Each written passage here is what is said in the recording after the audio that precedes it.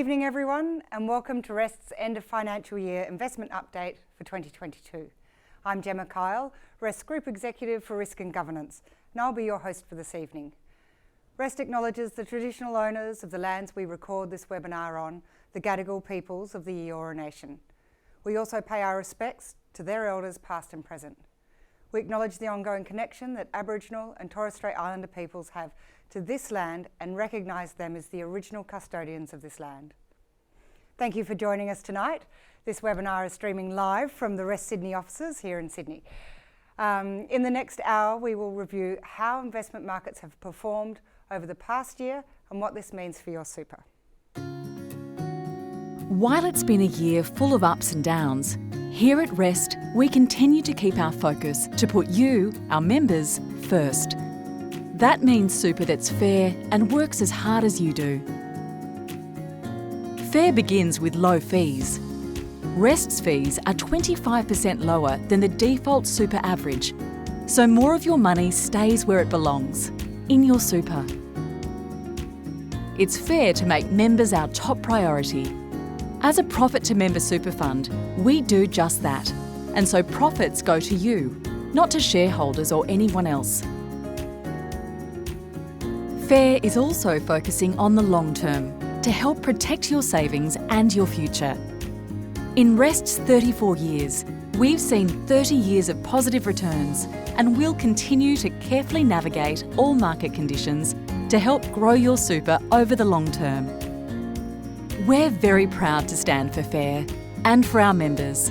And thank you for joining us for REST's end of financial year investment update for 2022.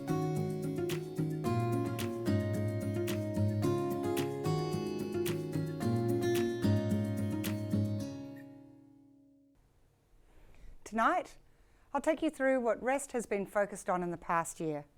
You'll then hear from our Chief Investment Officer, Andrew Lill. After his update, Andrew will be joined by Leilani Weir, our Head of Responsible Investment and Sustainability, to answer your questions.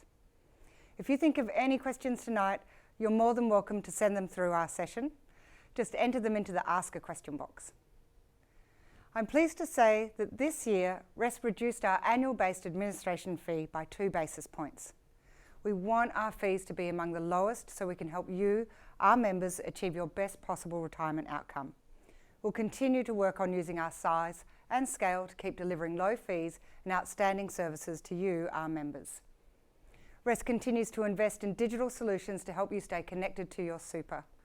Our award-winning REST app scores 4.6 out of 5 on the Apple App Store, with an average of 20,000 members logging in each day and over 550,000 logging in the last financial year.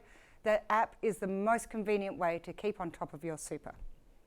Members using the app enjoy regular updates and new features, including our most recent updates, which provides a summary view of your super balance for the current financial year and a checklist to help you get your super on track. The app is available for free download, so if you haven't already done so, I invite you to download it today. Another service we're proud to offer our members is digital advice. Last financial year, we saw members complete 27,000 digital advice journeys. This is up by 80% from the year before. Our digital advice solutions are available to all REST members at no additional cost. What's more, they only take 5 to 10 minutes to complete. If you'd like to give it a go, REST's digital advice investment choice solution can be accessed via the links on your screen. REST continues to champion fairness for our members. It was great to see the removal of the $450 threshold for super eligibility, which came into effect from the 1st of July this year. REST has long advocated for the removal of the threshold, so many of our low-income members, particularly those with part-time and casual jobs, were missing out on receiving super payments from their employer under the previous rules. These changes will improve the retirement outcomes for many of our hard-working REST members and help narrow the gender super gap. We've heard from you that investing responsibly is an important consideration for how your super is managed. At REST, we believe that investing responsibly adds value, and that is why it is one of our core investment principles. We've made a commitment and published on our website our detailed plan to reach net zero carbon by 2050. In addition, We are a signatory to the Principles of Responsible Investment, and our sustainability strategy is aligned to 5 of the United Nations Sustainable Development Goals. Now, because of the actions we have undertaken to meet these commitments, REST has been recognised as a responsible investment leader by the Responsible Investment Association Australia. Andrew Lill will talk more about this in his update, and our Head of Responsible Investment and Sustainability, Leilani Weir, will join us to answer your questions. Now, I'd like to introduce you to Andrew Lill, our Chief Investment Officer, who will speak to you about REST's investment performance and journey in 2022.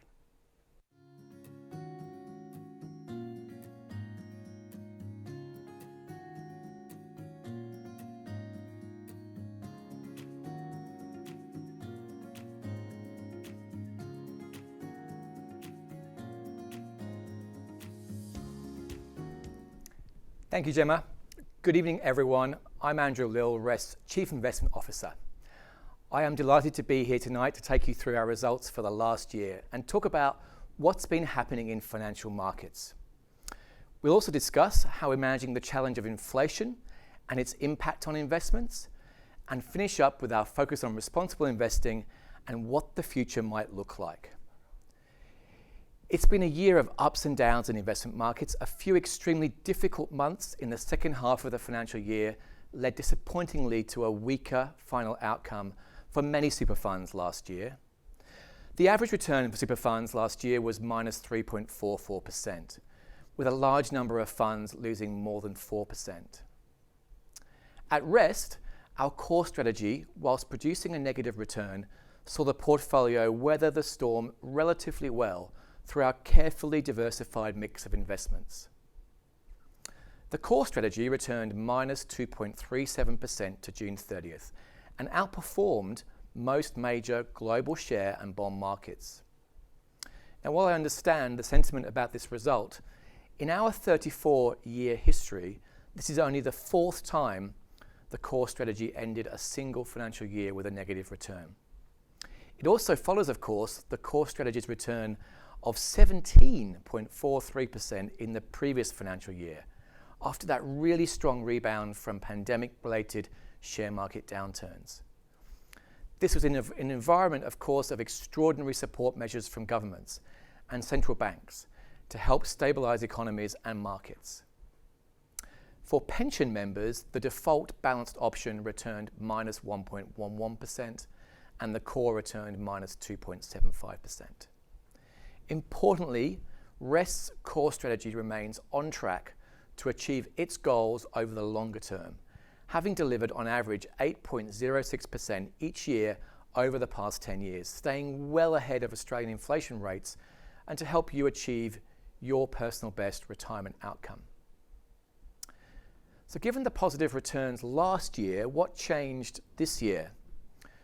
Well, the first half of the 2022 financial year returned strong returns across global share markets, with some actually reaching record highs between that July to December 21 period. Despite this, there were a few warning signs that this growth trend may not last. The impact of COVID reshaped consumer activity. And with people moving to online shopping and having the benefit of government-supported incomes, prices for goods came under real pressure. Fears over rising oil, gas and commodity prices added to inflation concerns, which reached a new level after the Russia and Ukraine conflict started in February 22. As a result of this conflict, petrol prices moved past $2 per litre in our Australian capital cities and have remained high ever since, an impact many of us continue to feel. Because the cost of transport has remained elevated, we have seen a flow-on effect through to all goods, including everything at the supermarket, our coffee, and even lettuce and chicken. In an effort to curb inflation, central banks have begun to respond forcefully with significant interest rate rises. And as a result, we experienced both bond and equity markets falling together, something that has not been seen in financial markets for some time. To give you an idea of these size of market moves, US shares fell nearly 20% over these next 6 months, the first 6 months of this year. Within the downturn, some well-known companies' share prices that performed extremely well during lockdowns were significantly impacted. As an example, Peloton, uplifted by the pandemic home fitness craze, fell 92% over the financial year, whilst Netflix, also a pandemic performer, but for those who perhaps prefer movies to exercise, fell 66%. And at the same time, bond markets experienced some of their worst returns since 1994. So how did we, Rest, respond in this environment?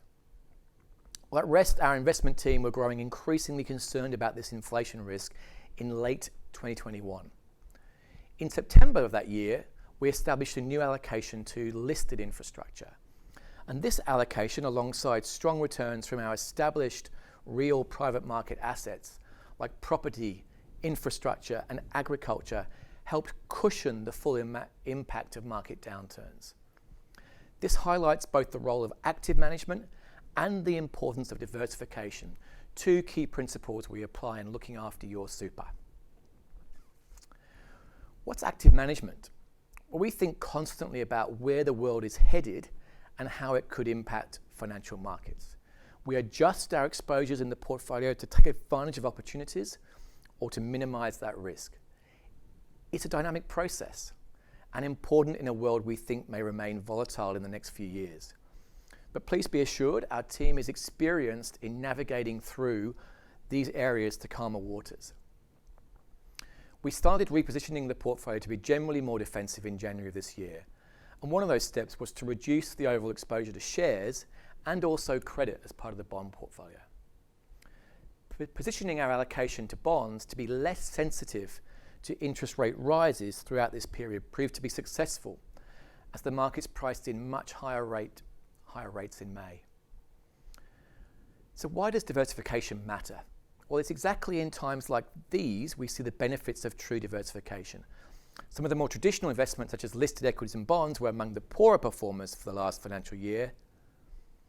And by diversifying beyond these to include other types of investments that perform differently over time, for example, into more unusual investments such as agriculture and private equity, the total returns can be smoothed somewhat. Rest investments in other real assets such as property and infrastructure added those unique inflation protection characteristics.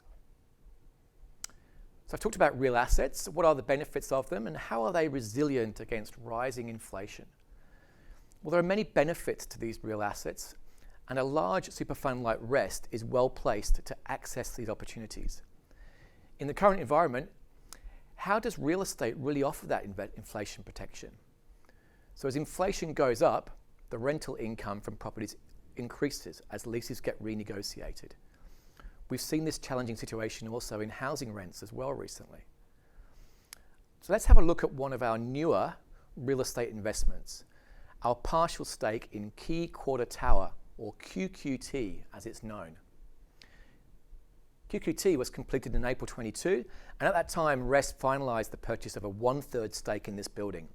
For those of you living in Sydney, I'm sure you would know this iconic 216-metre building in Circular Quay very well. Rather than demolish the old AMP building, the tower has been completely transformed into a contemporary and sustainable development. You could call this a massive upcycling project. The designers used 2/3 of the building's original structure, which saved around 8,000 tonnes of carbon. And to put that in context, that's the equivalent of 35,000 flights between Melbourne and Sydney. The new tower, valued at around $3 billion, features around 89,000 square metres of office space and is 95% already leased. The tower incorporates strong environmental credentials with high energy efficiency ratings. And this landmark property is expected to generate strong long-term returns for our members by offering a secure income stream. High-quality office space is really sought after in this post-COVID environment, and as companies look to offer their employees incentives to come back to the office. Another of our direct assets, which has helped keep the portfolio resilient in these times, is our investment in Warrakirri Cropping, which owns and operates farms. This is one of Australia's largest grain growers and is 100% owned by Rest members. Agriculture has performed very strongly with the war in Ukraine causing wheat supply shortages and driving up prices for that commodity. Land values have also been rising in recent years, and hence this investment has benefited from positive land revaluations across the portfolio. Warrakirri supports business activities which provide further employment in rural areas, including grain, animal feed manufacturing and grain storage. In turn, this stimulates regional employment through the transport, logistics and packaging industries. This is nation building in its true sense, and one we are very enthusiastic to continue. Warrakirri cropping use responsible farming practices, and all farms are rain-fed only. They rotate crops and minimise chemical use, which leads to better soil health and reduces environmental impacts. So both QQT and regional farming are excellent examples to showcase our commitment to responsible investing. Long-term investment returns are contingent upon healthy environmental and social systems. Protecting the investment returns of tomorrow requires action today to nurture the health of the overall system. And over the past year, we have made some great progress on our responsible investment journey that I'm pleased to be able to share with you tonight. In September 21, REST was recognised as a leader by the Responsible Investment Association Australia and as an ESG leader by Rainmaker in June. Here is some of the recognition that has been given to REST in this area just recently. And well done to the team. Our commitment to responsible investing, however, goes beyond industry leadership. We believe, as a large member of this industry, that we have a responsibility to our members and to community. And as a result, REST's commitment to responsible investing is embedded across our investment portfolio. An example of this is how we manage the risks and opportunities of climate change. So this year, we implemented our net zero emissions by 2050 roadmap, including its 6 key measures. Number 1 was winding down our exposure to thermal coal miners. We had an intention to disinvest from all listed companies that derive more than 10% of their revenue from thermal coal mining, unless the company has a credible net zero by 2050 plan or science-based targets. Further, we committed to advocate for a just transition for those communities that will need support as we move to a lower carbon economy. And I'm proud to announce that in January this year, REST delivered on its commitment while maintaining planned exposure to other forms of coal in the portfolio. Number 2, reducing carbon emissions in the portfolio.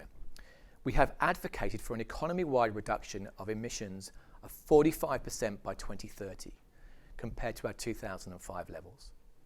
To do this, we were active members of the global group which advocated for the Australian government to update 2030 targets in line with the objectives of the Paris Agreement. We measure progress on this commitment by using the WACI, or weighted average carbon intensity of the listed share portfolios.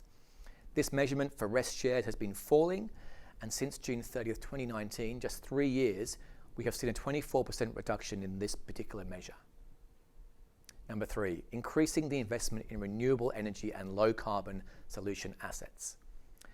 At the most recent point, REST had $1.1 billion invested in physical renewable energy, $1.3 billion invested in listed companies classified as low carbon solutions, and $170 million invested in green bonds. This means we've met our target, and we'll continue to review it going forward to make sure we are moving the pathway. Number 4, net zero carbon emissions at our directly owned property assets. At the most recent measurement point, 70% of our total property asset class has a net zero commitment, and we have more work to do to reduce the energy demand of our buildings by transitioning to fully electrified assets. Number 5, increasing our impact investments. Within 5 years, we aim to have allocated 1% of our total funds under management to impact investments. The primary consideration will be the financial performance. We've got a great long list of over 25 potential impact investment opportunities and continue that search. And finally, number 6, REST has stress tested the core strategy asset allocation against the impact of climate change in line with 3 really important International Energy Agency possible futures. This has been a big commitment, but where to from here? Well, going forward, we currently expect to remain in a lower growth and higher inflation environment throughout the remainder of this calendar year and most probably into next. And this does not always translate into lower returns, however. Remember, it's normal for markets to move up and down over time, and it's important to stay the course. The team of experienced investment professionals will continue to carefully and actively manage the portfolio to account for challenging times in markets. We have confidence that many of our more inflation-resilient investments, like commodity shares, infrastructure, private equity, property and agriculture, will continue to serve you, our members, well. From an investment perspective, these more difficult conditions often provide good investment opportunities that may benefit members with outsized returns over the longer term. The world has well and truly woken up now to the prospect of higher inflation and higher interest rates and is rapidly adjusting expectations for the future. With a high investment return already delivered for our core strategy in July and August. We are deeply focused on helping you grow your super balances over the longer term and achieving your retirement goals. Our commitment to you is for a strong long-term return and using your money to evolve our country for the next generation. By actively managing our investments, staying diversified, and meeting our important commitments that we have made to you on responsible investment, we believe your super remains in safe hands with Rest. Thank you. At Rest, we want to help our members grow their super and achieve their best possible retirement outcomes while contributing to a better, fairer and more sustainable future. Our members told us that it was important that their super is invested responsibly in assets that are proactively improving environmental, social and corporate governance matters. That's why Rest is dedicated to sustainability and responsible investing by building our approach over a number of years across our investment options. We've aligned to 5 UN Sustainable Development Goals. We've also joined the Investors Against Modern Slavery initiative, invested in globally renowned battery storage and electric vehicles companies, solar panel industry leaders, as well as revolutionary wind energy suppliers, all working towards our goal of a net zero carbon footprint for the fund by 2050. We want to help all of our members grow their super and achieve their best possible retirement outcomes while contributing to a better, fairer and more sustainable future.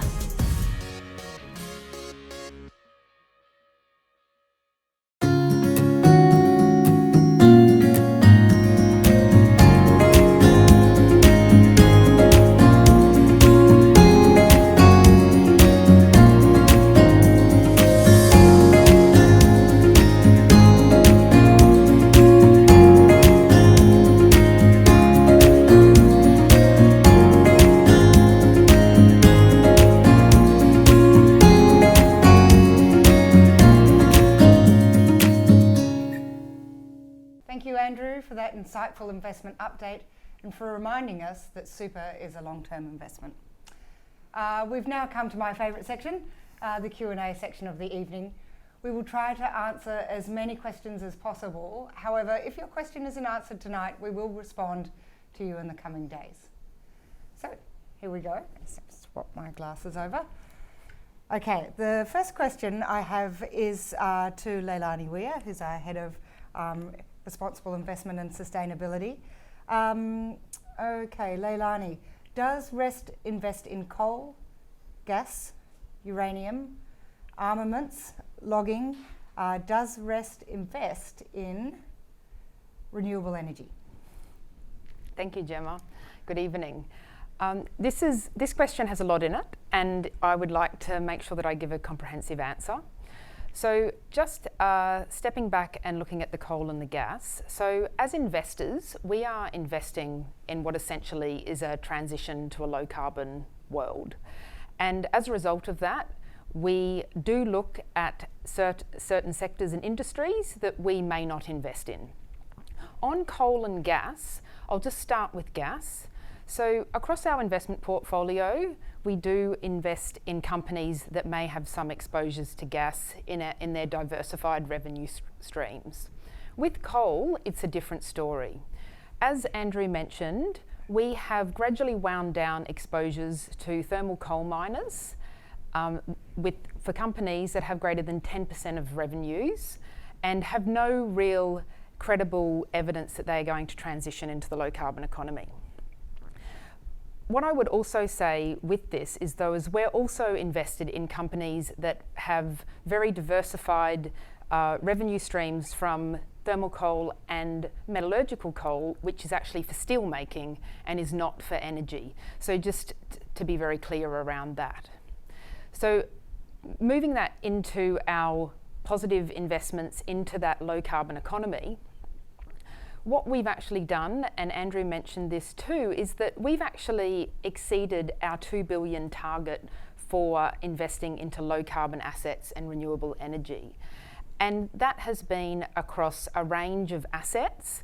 These include wind farms, waste to energy, green bonds, and we will continue to look for opportunities to invest into the low carbon future. Moving now into armaments and nuclear. So in terms of controversial weapons, I'm pleased to say that REST has not invested in controversial weapons for a number of years now. And these controversial weapons are weapons like chemical and biological weapons, they're depleted uranium, landmines, and we do not invest in companies that have exposure to those industries. And then finally, in terms of nuclear, I'm really pleased to say that our sustainable growth option has actually wound down our exposure to nuclear energy just in this last year as we continue to look into the future. Thanks so much, Leilani, that's great. This question is for yourself, Andrew. How did REST go under APRA performance criteria for this year, 2022? APRA have been concerned by the deteriorating performance. Can REST prove that this deterioration has stopped? Thank you, Gemma. It's a really important question and I'm pleased we're addressing it. So the Your Future, Your Super performance test is a great way for members to gain transparency of how their fund is performing against benchmarks and against other funds. And we see that as really important and we're taking it very seriously. I can categorically state that the last 2 years have seen real turnaround and improvements in how we are performing against that test. It's an 8-year period, so it takes a while before those improvements come through. We haven't got the final results of the 2022 APRA test. We're expecting to receive them in the next 2 weeks. But all our estimates and calculations suggest that it's been a very strong year for members, a very strong year against the performance test, and we expect to pass the test, succeed the threshold by quite some margin, and set ourselves up very, very well for the next financial year. There's also a point there about competing against other funds, which also kind of is a reason for the Your Future, Your Super test. And I'm pleased to say that in the last financial year, while the return was negative, against other funds, similar funds of similar size, REST performed reasonably well. We were in the top 15 of all super funds, more than 50 across the industry. And we also beat some of the largest funds in Australia, including Australian Super and Aware Super for that 12 months. So in my period of being the CIO at REST, we've really focused heavily on improvement in returns compared to competitors. And I'm pleased to say that I'm confident it's been delivered and will continue to basically improve those measures. Thanks, Andrew. It's a real testament to your leadership. Okay, Leilani. A member has written in, I know we can see from our accounts, I know we can see from our accounts on the website a pie chart of the percentages of where our money is invested, but I would like to see a detailed breakdown of where the core strategy funds are invested. How can I see how you are investing my super? So first of all, it's great to hear that you've been on our website and have been looking for what you're invested in.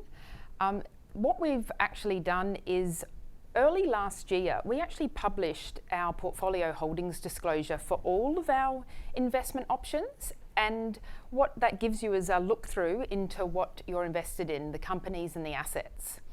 And this is now published every 6 months on our website, and you can find out more if you have a look at rest.com and then on the How We Invest page, and you'll find everything that you're probably looking for. Thanks, Leilani. I've got another one for you. You launched, hang on a minute, what is REST doing about, there's so many questions coming through, which is fantastic. What is REST doing about affordable housing? So affordable housing is a topic that we know is important to our members, and it's actually important to our investments as well, because we've set that 1% impact investing target, and affordable housing is often linked with impact investing. So in the last year, we've actually looked for really solid investments for our members in affordable housing. And we've looked at strategies in Europe, we've looked at them in the UK, and we've looked at them in Australia. And as soon as we find one that is the best option for our members' retirement outcomes, we will be looking to invest. But it really is about finding suitability for risk return and our members' performance and outcomes. Thanks, Leilani. We launched a sustainable growth option over a year ago now. A member has asked, can we update on the progress of this option? So the Sustainable Growth Option was launched in April last year, and it has now had its first full financial year in operation. And the way that we brought that option to you was we actually listened to you and heard what you would like us to invest in or not invest in. So that option actually has over 10 exclusions, with everything from companies that have unethical supply chain practices, to companies involved in palm oil, to companies involved in fossil fuels. And so we've excluded those companies, and then we've looked for positive investments such as green buildings and companies with really good corporate governance. And off the back of that, we're now over a year into this option. It's a choice option for members, and it's got a 12-year investing time horizon and has a CPI of 3 plus 5%. So I would leave it there and say, yeah, I hope that helps you with an update. Fantastic. Thank you, Leilani. Andrew, do you think current inflation will be sustained? I think it's going to be higher than it has been for quite some time. There are signs that inflation in the United States has been peaking over the summer. I think we have more to go in terms of increasing inflation here in Australia. And unfortunately, all signs are that inflation will continue to increase into the Northern Hemisphere autumn in Europe as some really difficult situations in terms of gas prices and fuel to heat homes kind of comes to the challenge of October-November period as things get cooler there. Inflation is a really hard thing to predict, because once it gets ingrained in the system, we're all thinking about how we might get uplifted wage increases that really allow us to maintain our purchasing power and our ability to do things that we enjoy and need to do for our families. And once that sort of system starts whereby wages increase and then we're able to afford goods that have already gone up, and so the demand for those goods keeps going up, it's very hard to bring down. Central banks are quite rightly being very forthright about their expectations for it to come down, but I'm afraid to say I don't see the signs just yet.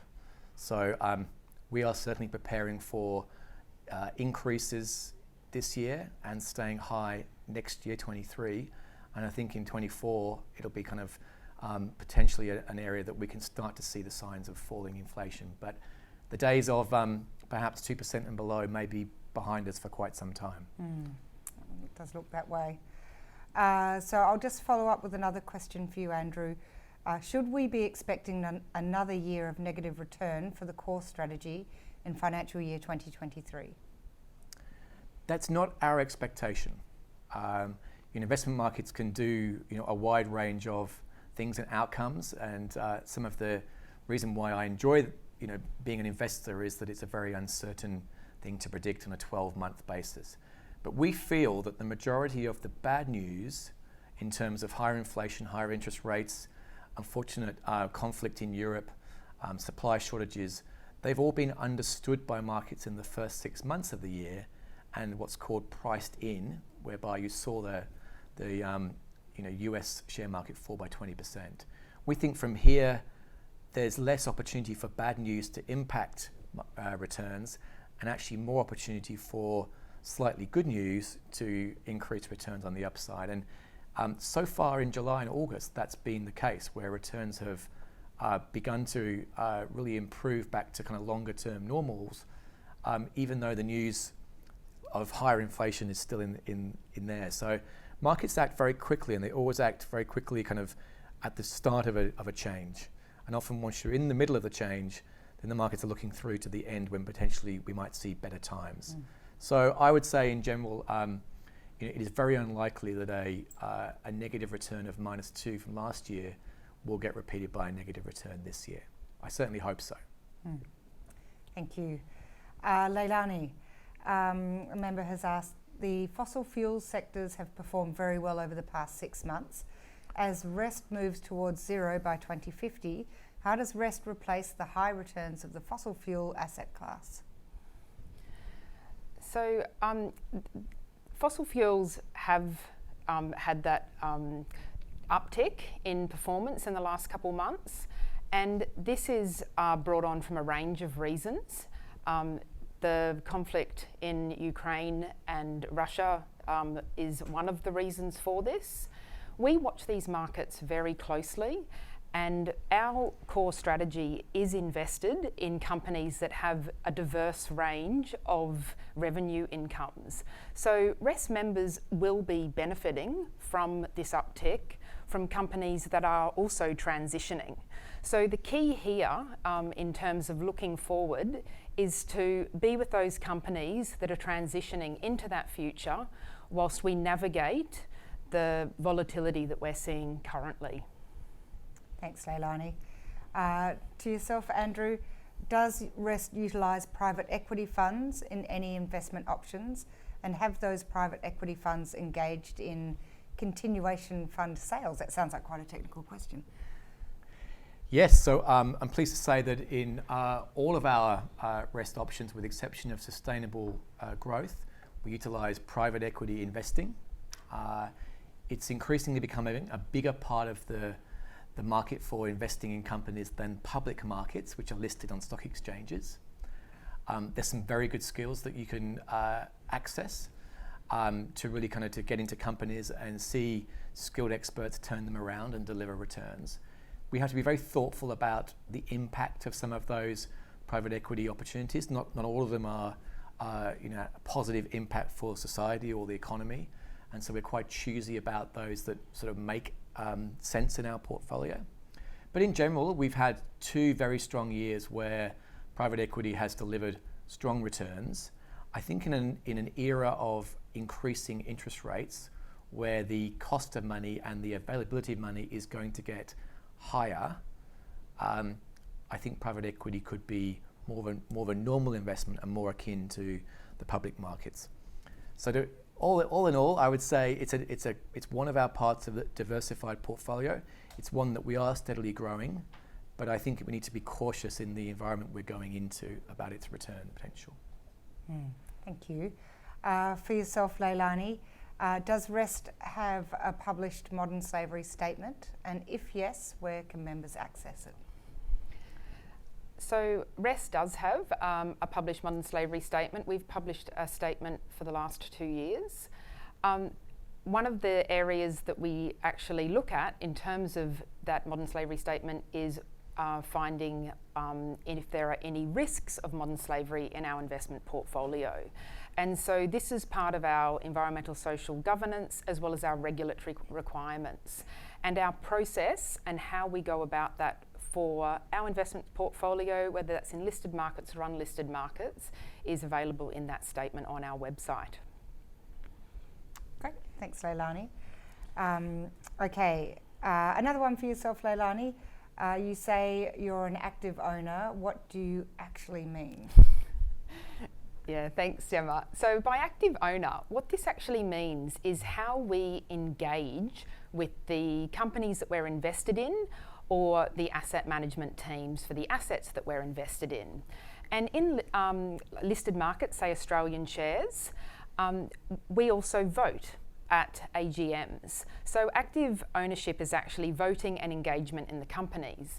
Now, when we vote at companies, we might be voting for issues like director elections, we might be voting on topics such as climate change or even cultural heritage. So there's a diverse range of topics at AGMs. And we now vote directly at AGMs for the listed Australian share portfolio that we're invested in. And we make sure that we have informed voting by engaging with those companies throughout the year. And by engaging with the companies, I mean we're meeting with their management teams, we're doing direct engagements with those companies and also collaborative engagements with other investors for those harder systemic matters that we think will protect investment portfolios. Thanks, Leilani. Andrew, this is from one of our members, Evan, who's asked, super funds like REST receive a ton of money automatically each year from customers, and this will increase in coming years with the employer contributions lifting to 12%. Where is the growth for REST? Where are you looking for new investment options to keep your members, e.g. lending to commercial sector and corporate debt, specific overseas markets? Thank you, Evan. That's a great question. And absolutely, we don't ever take for granted the trust that our members put in us in directing their hard-earned wages and contributions to REST for us to invest. It's a purpose that we really kind of think hard about, and every dollar that we receive, we think about where is the best place to invest it. In some ways, investing more globally is going to be the answer to your question. We are building kind of teams and partnerships and abilities to trade into more and more new areas. I don't mean that just geographically. There's going to be different parts of the capital markets. I mentioned some of the private sort of areas, and rather than public markets. We think that the different forms of debt are going to be really important. We are making a significant extra investment to private debt in Australia, where some parts of the banking system have withdrawn from offering good, loans and lending to very sort of small and mid-sized corporates that are very worthy recipients of that money. So we're thinking about private debt and credit as a good opportunity. I mentioned private equity as well. I think that we're going to continue to see disruption in all parts of the economy. And while they will be priced in different ways at different parts of the cycle, I think that technology is inevitably going to keep moving forward.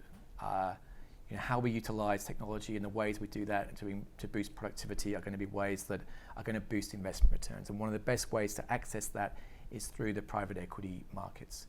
We think that the big opportunity for helping with this transition that needs to go on between an energy system around the world that generally relies on fossil fuels towards renewable sources of energy is going to need tremendous amounts of capital from super funds and pension funds around the world like REST. Unfortunately, governments are in a position post-pandemic where they do not have significant amounts of capital to spend. They are in the main in deficit, and they have a tax and spending problem. And so the heavy lifting for this transition to where we need to get to address climate change will need to come from the likes of REST. And we're collaborating very carefully with our other super funds in this space. So whether it be renewables like wind and solar and other forms of renewable energy, whether it be about helping the technology that enables fossil fuel companies to transition to more renewable sources. This is going to be really exciting, and it's an area that REST want to kind of to think long term and be part of that change and that solution. Okay, thanks, Andrew. I think this is related. There's a question here for you, Leilani. REST seems to be leaving many Australians behind by following a do-gooder left-wing philosophy. Surely return in the current environment is what members with pension accounts require. Yeah, a really important question.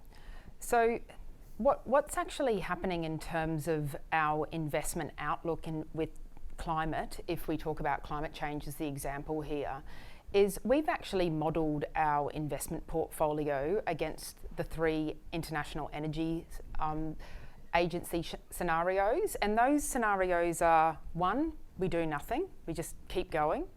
The second one is a net zero by about 2070 scenario, and the third is a net zero by 2050. And what we've actually found that in that modelling, and it's an expectation, not a certainty, is that we are better off in that lower carbon future for member returns by doing what we're doing now and with conviction. So this is one of the reasons why we're making the decisions that we're making to protect retirement outcomes now and into the future. Thanks, Leilani. Okay, this one is for you, Andrew. How is REST managing the geopolitical risks such as China and Russia exposure? Thank you, Gemma. Again, an important way of being transparent to you, our members, and again through the website and where we kind of disclose our holdings. So we have exited all forms of investment in Russia. We do not have any exposure to Russian assets, and we've done that quite quickly actually after the conflict started.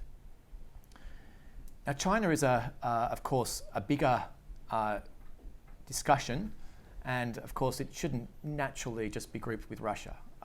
There are lots of reasons why that China is a different case to Russia. The Australian economy is more aligned and more attached to the Chinese economy, and we should be absolutely clear about that. That any form of trying to impose economic sanctions through financial assets on China would impact all of us immediately in Australia through all forms of transmission, through the interest rate, through the currency, through the different forms of exports that we have. But we can't be kind of immune to that threat. And so we have constantly tested the portfolio as to what exposure we have to direct and indirect Chinese assets.